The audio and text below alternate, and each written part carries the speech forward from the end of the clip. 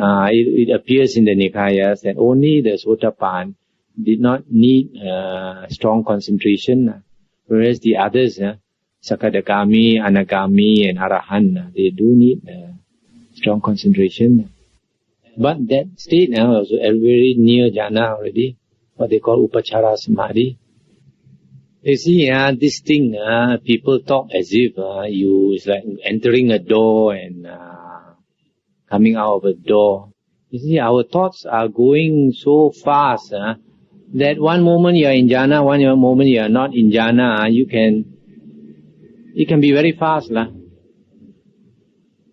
Sometimes, even when a person has one-pointedness of mind, sometimes still some thoughts will come,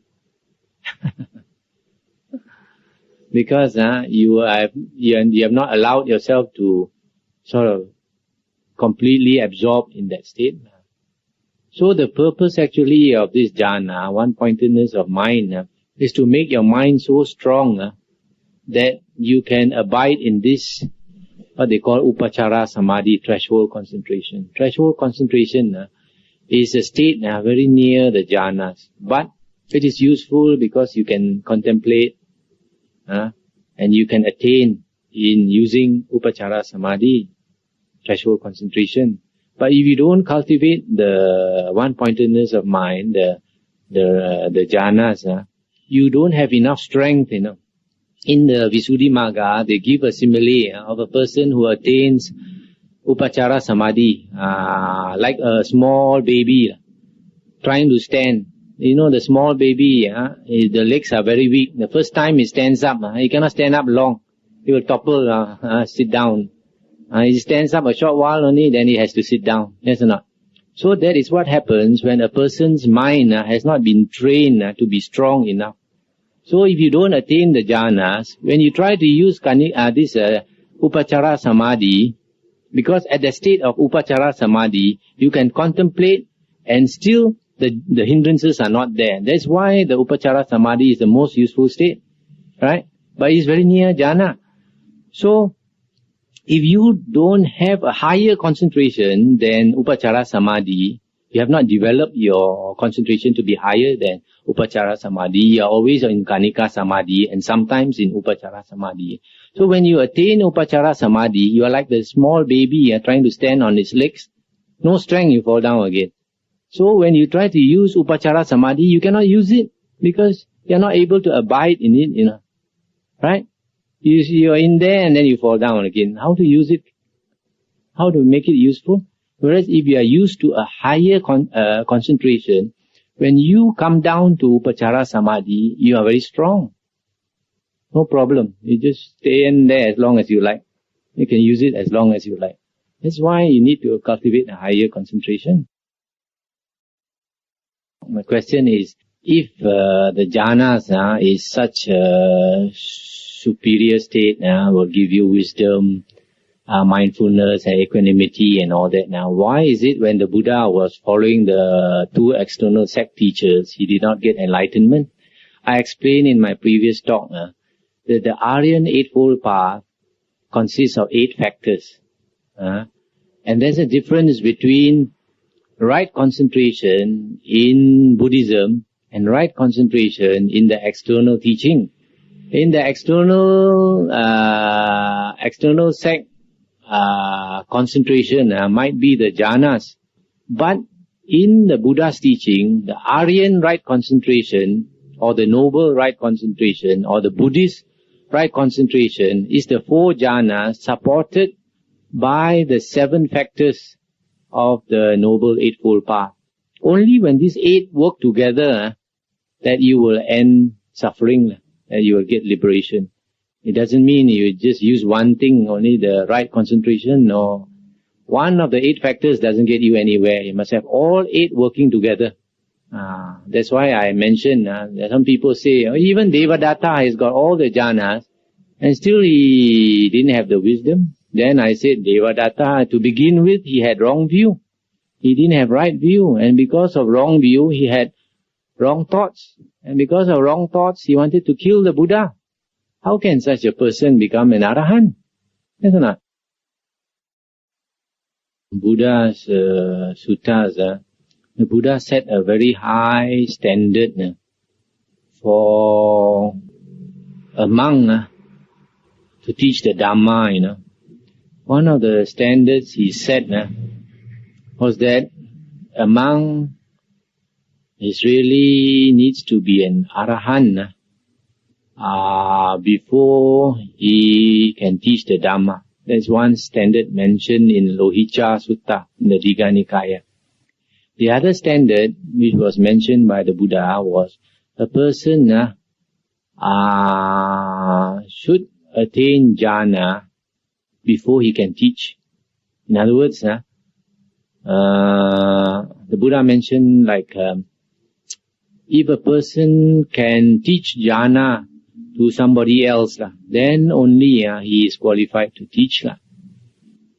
So, you see, because these standards are so high, nowadays maybe it's very difficult to get a monk who can comply with this type of standard. But because it's very difficult to get a monk to attain up to this type of standard to teach, I mean, monks who are not up to that standard can teach because there's no other people to teach. But the point is, because the Buddha has set the standard, it shows that you need to be very, very clear about the Dhamma Vinaya before you can teach. You see? Otherwise, if you teach something wrong, you are creating very, very bad karma for yourself. It's stated very clearly, in the, I think, Anguttara Nikaya. The Buddha said, if a person says, teaches this wrong Dhamma, he's creating extremely bad karma for himself. So, because of that, we need to be very, very careful, We need to investigate a lot, and be quite sure what we teach. So I think this anybody who thinks of teaching, he must study the four Nikayas and be very clear about the four Nikayas before he can teach. Otherwise, you start teaching from the commentary and from the Abhidhamma and all these things, and then you lead people the wrong way. And not only that, you cause the disappearance of the true Dhamma, Because the Buddha said that is what happens when you start teaching wrong Dhamma. Then people start attaching to wrong Dhamma. Then they will cause the disappearance of the true Dhamma. The Buddha said there are 5 things that will cause the disappearance of the true Dhamma. And the Buddha said the true Dhamma does not disappear suddenly, like the sinking of a ship. A ship, when it sinks very suddenly. But the Buddha said, the disappearance of the true Dhamma will come about gradually. And 5 things cause the disappearance of the true Dhamma. 1, people have no respect for the Buddha. In other words, like some people, they don't, although they call themselves Buddhists, they don't acknowledge our Buddha to be their real teacher. They acknowledge somebody else to be their teacher and pay respect to somebody else. Number 2, you don't respect the Dhamma, meaning the true Dhamma. You go and refer probably maybe to the commentaries or some other books, rather than the Buddha's words. And this the Buddha already stated in the Samsutta. The Buddha said in the future, people will not want to listen to the discourses of the Buddha. Instead of investigating the discourses of the Buddha himself, the Buddha said, people in the future would rather go and read the works of his disciples, works of other monks. And the Buddha called them this a mere poetry compared to the Buddha's deep discourses. So the third one, the Buddha said, people start to have less or no respect for the Sangha. The fourth one that will cause the disappearance of the true Dhamma is when people have no respect for the training. Like some people, the training means the cultivation of the Sila, Samadhi, Panya. Just like some people, if you try to cultivate, they say you are a selfish fellow. You're only trying to look after yourself. You should help other people instead of cultivating yourself. But the Buddha said, you can't help other people before you help yourself. So cultivation is one thing they will have no respect. The last one, not surprisingly, is samadhi. The Buddha said, in the future, people will have no respect for samadhi, meaning the 4 jhanas.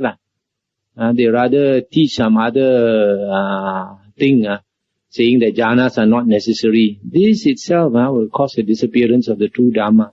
That is why I always like to talk against people who try to teach that there is such a thing as a dry vision Arahant. Dry vision Arahant is a no vision Arahant. You can't see anything. The question is whether these external sect ascetics, when they come to listen to the Buddha's Dharma and then they become Arahants, does it mean that they have come out of the 4 jhanas and it must be, because when you are listening to the Buddha, you can't be in jhana. When you are in jhana, you cannot listen to the Buddha. Your mind is not there, right? Firstly.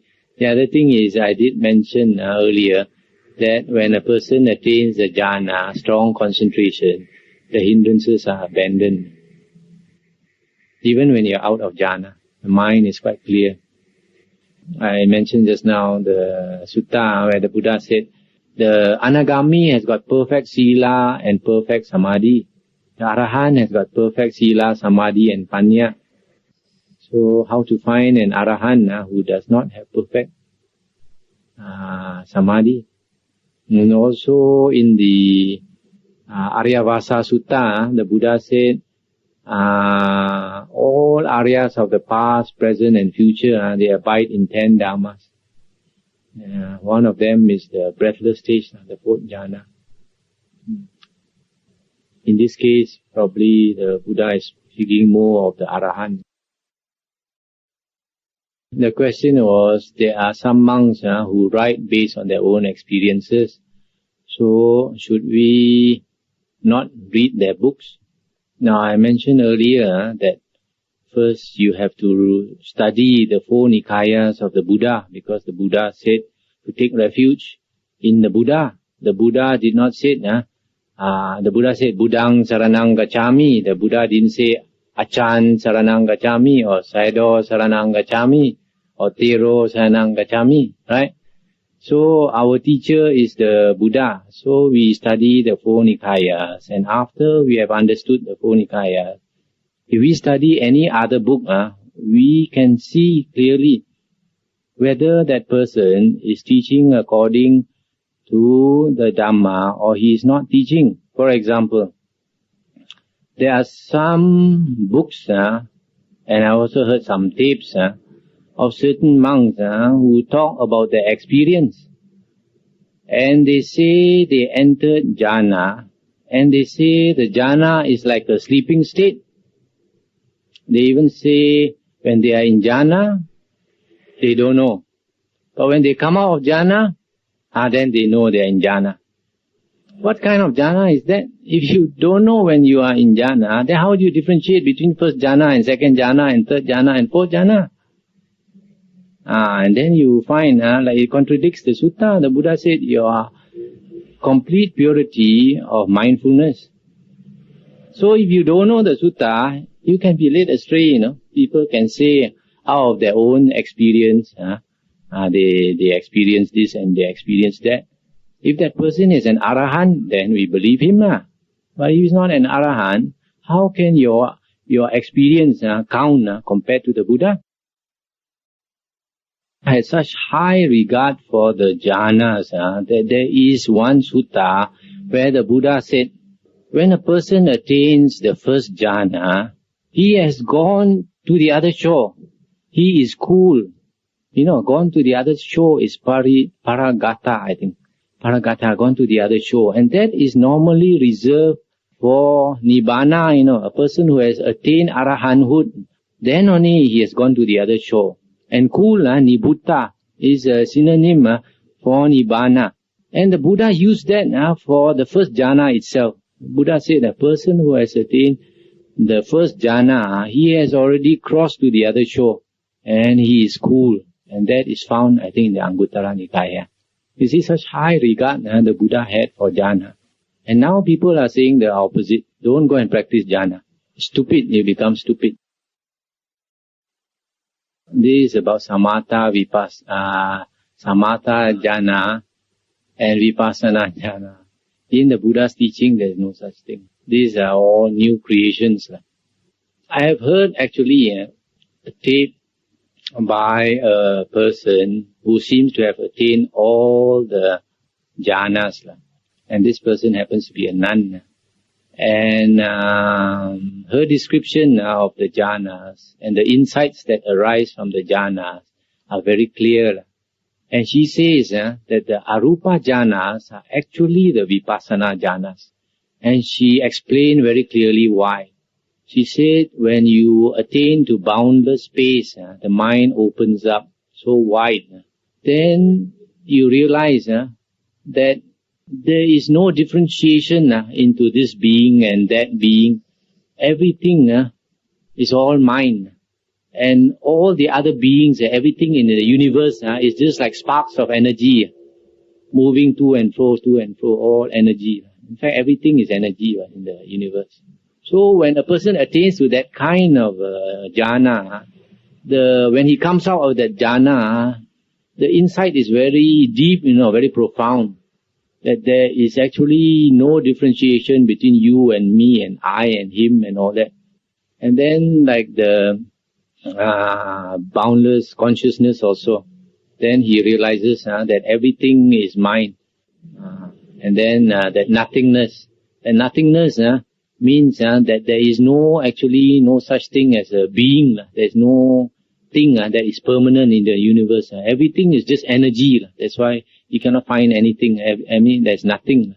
And those type of jhana, arupa jhana, if you call them vipassana jhana, that is justified because it gives you very profound insight. But to talk about vipassana jhana without abandoning the hindrances is the Buddha in the Majjhima Nikaya. The Buddha said he does not praise any meditation where the hindrances are not suppressed, are not abandoned. So basically your question is how to get consistency in your meditation. You see, every time we meditate, we sit very straight and we try to concentrate our mind. Something is happening on the mental side as well as something is happening on the physical side. Your body, as you meditate, the energy flows, and according to yoga, there's an electric current that goes along the spine, right up to the top. And this is logical. So, every time we meditate, if you can sit longer, it's even better. And we are made out of habit patterns. So when we meditate, we are sort of programming into our mind certain signal. And if we do it again, a certain impression is made in our body and in our mind. And we have to do it constantly so that it becomes a habit. And when it becomes a habit, it's very easy to get it going. You can liken the meditation practice to boiling water. If you want to boil water, say the old-fashioned way last time when we were young, you put wood and all these things, then you have to use the fan and fan the fire and watch the fire, charcoal and all these things. So when the fire gets going, the water starts to warm up. And when the water starts to warm up, sometimes you can hear some sound, right? Some sound. Sometimes if you open the lid, you find the bubble coming up. Okay? So if you are very curious, you start watching the bubble and you start listening to the sound, you forget to fan, So you forget to fan, the water will cool down. And if it cools down completely, then the bubble also would have disappeared, the sound also would have disappeared. And then you'll have to start the fire and all over again, start from the beginning. So it's the same with meditation. If we meditate and our meditation progresses and we get concentration, some people may start to see visions, see some light, some brightness, and some color, and some vision, some imaginary things and all that. If you start getting interested in those things, you start observing those things, you forgot about your meditation subject, and when you forget about your meditation subject, it's like forgetting to fan the fire, Slowly your concentration will cool down. And your concentration cools down, all that vision disappeared, and then you have to start all over again. But if you want to see the vision, and you want it to persist, you can, you just pay a bit of attention to it, but don't let your attention run away from your breath, from your object of meditation. You keep on your mindfulness on your object of meditation. And once in a while, you have a peep, have a look, and get some pleasure if you like out there. Don't let your mindfulness run away. The water will get hotter like that. Then you might see more things. But the important thing is in our meditation practice to do it as often as you can. Basically, every morning and every night, at least have one sit. If you can keep up the morning and your night meditation non-stop, you can slowly progress. Because as a lay person, you don't have very much time. But you try to make it a point every morning and every night, at least half an hour. At least half an hour, you sit. Then you get some energy going in your system, which the more you do, it becomes stronger. Question is, how does the Vipassana or Satipatthana practice tie up with the jhana, right? In my previous talk, I also did mention this. What I said earlier also was that Sati or Satipatthana is not separate from jhana. Because in the sutta, it is stated that the Aryan Eightfold Path, the first factor will lead you to the second. The second will lead you to the third. In other words, right view will give you right thoughts very naturally. And right thoughts will give you right speech, which will give you right action. And right action will give you right livelihood, will give you right effort, will give you right mindfulness. And right mindfulness, if you practice correctly, must give you right concentration. Because right mindfulness, if you maintain it as much as you can, it will turn into concentration. Concentration and mindfulness, they are very much related. If you pursue your mindfulness, your practice of mindfulness, it will turn into concentration. And concentration in turn will make you more mindful. It supports mindfulness. That's why in the sutta it's stated that if the practice of mindfulness will give you concentration. And when you have concentration, you will automatically have satipatthana. Because it is stated in the Majjhima Nikaya that the characteristic mark of samadhi or jhana is satipatthana. Because satipatthana means intense state of mindfulness, not ordinary mindfulness, intense state of mindfulness. And there is one sutta in the Majjhima Nikaya where the Buddha said, a person practices sati, and then he abandons the hindrances, and then he pursues this practice into the practice of satipatthana. Then, in other words, he tries to be intensely mindful, and then he will get the jhanas. And when he gets the jhanas, the Satipatthana becomes automatic. That's why, as I mentioned in the Samyutta Nikaya Sutta, the Buddha said, you practice Satipatthana to attain it. You try to attain Satipatthana. But when you have attained Satipatthana, the Buddha said, abandon the practice.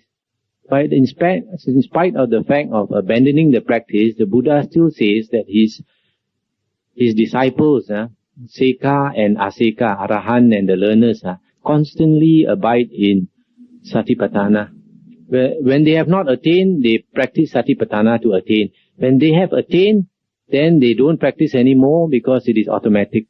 When I was following the Mahayana Buddhism, I read a story about a Zen master, Chan Se. He had his disciples and new disciples. So he told his disciples, you all must be very mindful. When you eat slowly, walk slowly, speak slowly. Do everything slowly.